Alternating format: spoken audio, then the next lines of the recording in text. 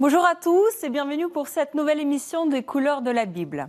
Les évangiles racontent que des enfants sont amenés au Christ pour être bénis et ses disciples veulent les écarter. Le Christ prononce alors la phrase « Laissez venir à moi les petits enfants », car le royaume de Dieu appartient à ces innocents et à ceux qui leur ressemblent. Notre premier tableau vient de l'atelier de Lucas Cranach le Jeune et date autour de 1545. Avec son père, Lucas Cranach l'Ancien, ils étaient deux peintres germaniques, saxons, très importants de la Renaissance.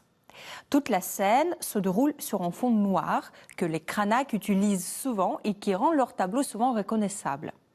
Le Christ se trouve au centre du tableau, entouré de mères qui lui apportent leurs enfants, et les disciples de Jésus apparaissent à droite.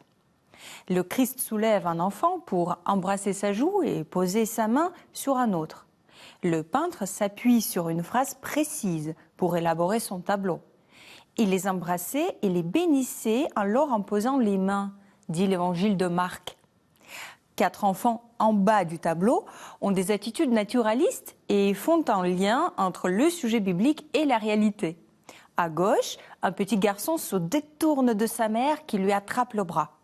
Une fille avec des nattes joue avec une poupée, alors qu'une autre fille lève les bras vers le Christ, attrapée par un garçon plus âgé.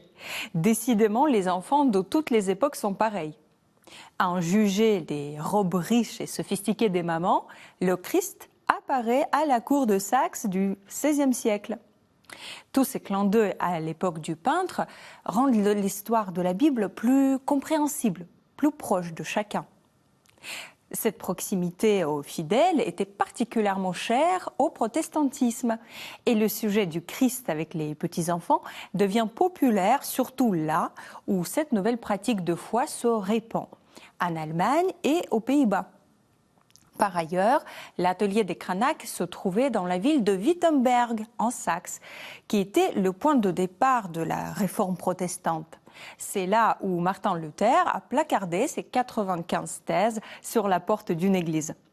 La famille du peintre a rapidement adhéré à la nouvelle doctrine et leur art a participé à sa diffusion. La phrase du Christ « Laissez les petits-enfants venir à moi » est inscrite en haut du tableau en allemand. Or, c'est justement Luther qui a traduit la Bible en allemand dans le souci de la rendre plus accessible à tous. Notre tableau a été assez populaire en son temps et plusieurs versions d'ateliers ont été peintes pour différents commanditaires.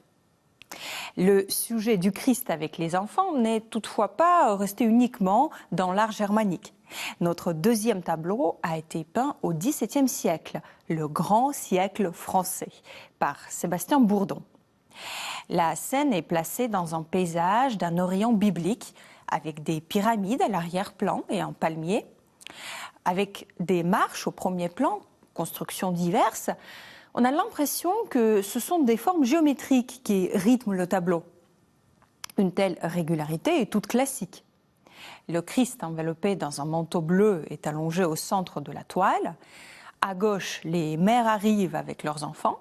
À droite, un groupe d'apôtres ont plutôt l'air de sénateurs de la Rome antique, enveloppés dans leurs toges monumentales qui tombent en larges plis angulaires comme s'ils étaient sculptés. Leurs poses semi-couchées, comme celle de Jésus, font penser à des banquets romains. Les enfants, à l'inverse de ceux de Cranach qui faisaient des bêtises, se tiennent sagement tels des angelots antiques. En somme, cette vision de l'Antiquité toute solennelle, en plein XVIIe siècle, c'est le classicisme. À l'époque, le tableau a été destiné pour une collection privée, tout comme le tableau de Cranach avait un usage personnel.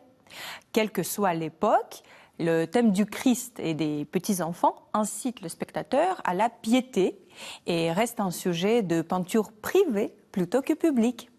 Ces tableaux parlent du don de grâce fait par Dieu, librement et à tous, à toute l'humanité, dont les enfants symbolisent l'innocence. Je vous remercie de nous avoir suivis aujourd'hui. N'hésitez pas à partager cette émission à partir du site ktotv.com ou à partir des réseaux sociaux et je vous retrouve la semaine prochaine.